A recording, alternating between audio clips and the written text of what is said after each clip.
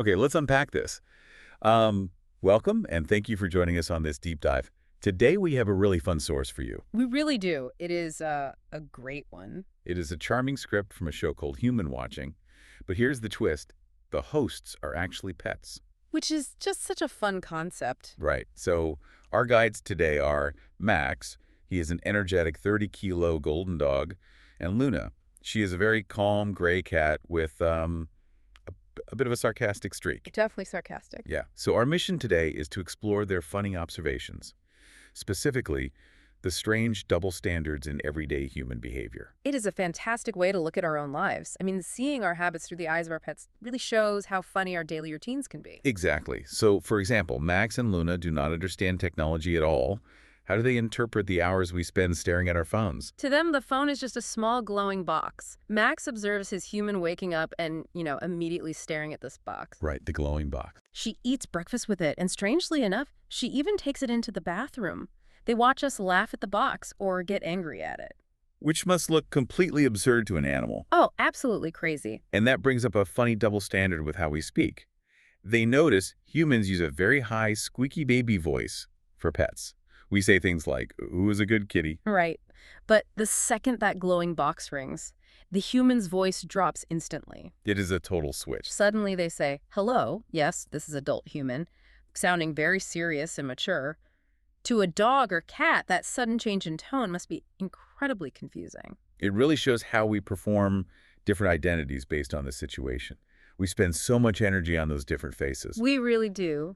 That leads right into their next observation about our morning routines. They call our bathroom the water room. What's fascinating here is how much of our human identity is tied to strange habits. Habits that serve no real survival purpose. Like putting things on our faces. Yes. Yeah. Max and Luna watch us put white, foamy stuff on our faces or use sharp things on our legs just to look pretty. Which seems completely crazy to them, right? Because an animal just wakes up, shakes their fur, and feels naturally beautiful. Exactly. Max has his thick golden coat, and Luna loves her gray fur.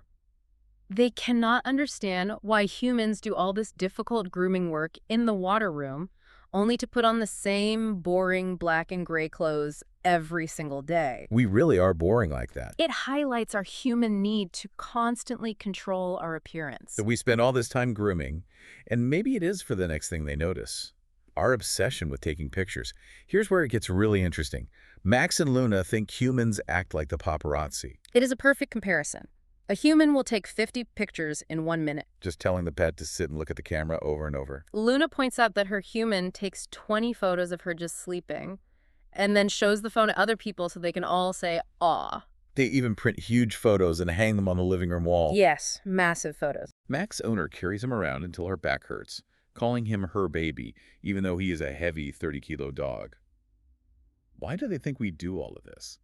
Well, despite the weird voices and the flashing cameras, the pets conclude that humans truly love them. And they have one ultimate piece of proof. The fact that we clean up their poop. Precisely. Max finds it hilarious, but it makes perfect sense to them. Who else would follow an animal around and clean up after them? Nobody else would do that. Right. It is a very basic, undeniable proof of care. It really puts it into perspective. Yeah. The ultimate proof of love is not just the treats, it is the daily effort. If we connect this to the bigger picture, I want you to think about your own daily routine. Our habits might look totally ridiculous to our pets. They definitely do. But at the core, love and care really look the same across species, even if our specific human actions seem a bit silly. Before we wrap up, I want to leave you with one final thought from Max. At the very end of the script, he wonders why humans eat little green trees. Ah, he means broccoli. Yes, broccoli. So, look around your own house today.